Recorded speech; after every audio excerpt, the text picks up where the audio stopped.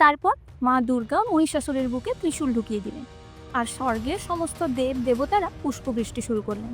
আর এইভাবেই অসুরের বিনাশ হলো, আর পৃথিবীতে শান্তি ফিরে এলো। এই গল্প তো আমরা সকলেই জানি, কিন্তু এর পরে কি ঘটেছিল আজকে সেটাই বলবো। এই গল্পের সাথে জড়িয়ে আছে কেরালার এক প্রসিদ্ধ দেবতা আয়াপ্পার গল্প। তাহলে শুরু করা যাক। মহিষাসুরের মৃত্যুর প্রতিশোধ নিতে তার বোন মহিষী দৈত্যগুরু শুক্রাচার্যের শরণাপন্ন হলেন এবং তার থেকে বেদত্ব মন্ত্র শিক্ষা লাভ করলেন। সেই মন্ত্র শিক্ষা লাভ করার পর তিনি ঘোর তপস্যা শুরু করলেন। দেবতারা তার তপস্যায় ভীত সন্ত্রস্ত হয়ে উঠলেন।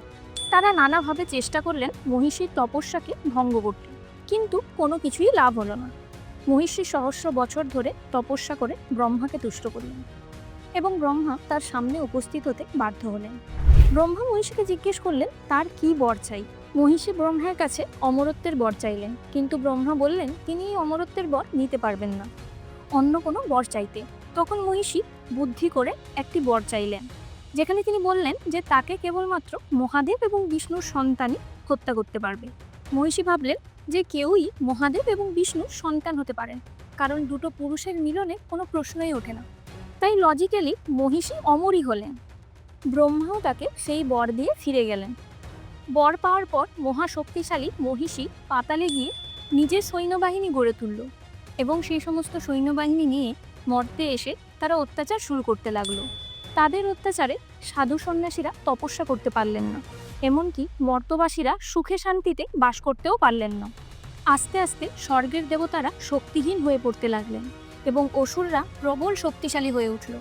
তারা স্বর্গ আক্রমণ করলো এবং দেবতাদের পরাজিত এবং নিহত করল। দেবতারা পরাজিত এবং নিহত হয়ে ক্ষীর সাগরে এসে আশ্রয় নিলেন। স্বর্গ এবং মর্তে তখন অসুরদের রাজ চলছে। এই বিপদ থেকে রক্ষা পাওয়ার জন্য দেবতারা বিষ্ণুর কাছে এসে প্রার্থনা করলেন। বিষ্ণু মহিষীকে দেওয়া ব্রহ্মাদেবের বরের কথা আগের থেকেই জানতেন, তাই তিনি মোহিনীর রূপ ধারণ করে মহাদেবের সামনে উপস্থিত হলেন। মহাদেব সেই মোহিনীর রূপের মায়ায় মোহিত হয়ে উঠলেন এবং মহাদেব এবং মোহিনীর মিলন ঘটল। যা হওয়ার ছিল না তাই ঘটল। অসম্ভব সম্ভবে পরিণত হলো। তাদের দুজনের মিলনের ফলে এক সন্তানের জন্ম হলো। কিন্তু প্রশ্ন হচ্ছে সেই সন্তানকে কে লালন পালন করবে। অনেকদিন ধরেই কেরালার পান্ডালামের রাজা রাজশেখর এবং তার স্ত্রী সন্তানের কামনা করছিলেন, কিন্তু তাদের কোনো সন্তানই করছিল না। মহাদেব এবং মোহিনী তাদের সন্তানকে কেরলের পম্পা নদীর পাশে পদ্মপাতায় শুইয়ে দেন এবং তার পাশে একটি সোনার ঘণ্টা রেখে দিয়ে যান। রাজা রাজশেখর সেই সন্তানটিকে কুড়িয়ে পান এবং তিনি এবং তার স্ত্রী এই সন্তানটিকে গ্রহণ করেন এবং তাকে লালন পালন করেন। যেহেতু এই সন্তানটির পাশে একটি সোনার ঘণ্টা ছিল, তাই এই সন্তানটির নাম রাখা হয় মণিকন্দন। এরপর রাজা রাজশেখরের বাড়িতে একটি সন্তান জন্মগ্রহণ করে। রাজা এবং রানীর আদর যত্নে মণিকন্দন ধীরে ধীরে বড় হয়ে ওঠেন। রাজার যিনি প্রধানমন্ত্রী ছিলেন তিনি কখনোই চাইতেন না মণিকন্দন সিংহাসনে বসুক, তাই তিনি বিভিন্ন চক্রান্ত শুরু করেন। সেই সময় মণিকন্দনের ছোট ভাই অসুস্থ হয়ে পড়লে প্রধানমন্ত্রী বিধান দেন যদি মণিকন্দন জঙ্গলে গিয়ে বাঘের দুধ নিয়ে আসতে পারবে তাহলে সেই দুধ খাইয়েই তার ছোট ভাইকে সুস্থ করা যাবে। মণিকন্দন তা আনতে জঙ্গলে গিয়েই বাঘের পেটে পড়ে মারা যাবে, এটাই ছিল প্রধানমন্ত্রীর পরিকল্পনা। কিন্তু মণিকন্দন জঙ্গলে গিয়ে বাঘেদের সাথে লড়াই করে তাদেরকে পরাজিত করে পোষ মানিয়ে তাদেরকে নিজের বাহন বানিয়ে আর দুধ নিয়ে আসে তার ভাইয়ের জন্যে। প্রধানমন্ত্রী অবাক হয়ে যান, তার কিছুই বলার থাকে না। আর এই ঘটনার পর মণিকন্দন প্রজাদের অনেক প্রিয় হয়ে ওঠেন। অন্যদিকে মহিষীর অত্যাচার দিন দিন বেড়ে উঠতে থাকে, আর এদিকে পৃথিবীতে অরাজকতাও বেড়ে ওঠে। অসুররা কেরালাতে আক্রমণ শুরু করেন। রাজা রাজশেখর অসুরদের বিরুদ্ধে যুদ্ধে যাওয়ার জন্য প্রস্তুতি শুরু করেন। ঠিক সেই সময় কুটিল মন্ত্রী আবার ষড়যন্ত্র করে রাজাকে বলে যে রাজা আপনার বয়স হয়েছে, তাই মণিকন্দন যেহেতু বাঘের দুধ নিয়ে এসে প্রজাদের প্রিয় হয়ে উঠেছে, তাই যুদ্ধেও তার যাওয়াই উচিত। রাজা এবং রানী প্রথমে রাজি না হলেও পরিস্থিতির অবনতি দেখে আয়াপ্পা মণিকন্দনকে যুদ্ধে যেতে হয়েছিল। সৈন্যবাহিনী নিয়ে মণিকন্দন অসুরদের সামনে হাজির হয়। মণিকন্দনের সৈন্যবাহিনীর পরাক্রম এবং বীরত্বের সামনে অসুররা পরাজিত হয় এবং তাদের সংখ্যাও কমতে থাকে। অবশেষে প্রবল ক্রোধে মহিষী সেখানে আবির্ভূত হয় এবং বিভিন্ন অস্ত্র প্রয়োগ করে আয়াপ্পার সেনাবাহিনীর ওপর। মহিষী পেরে উঠছে না দেখে অবশেষে সে মহিষের রূপ ধারণ করে যুদ্ধ করতে আসে আর আয়াপ্পার বাঘ তাকে আহত করে। অবশেষে স্বামী আয়াপ্পা তাকে মেরে ফেলেন।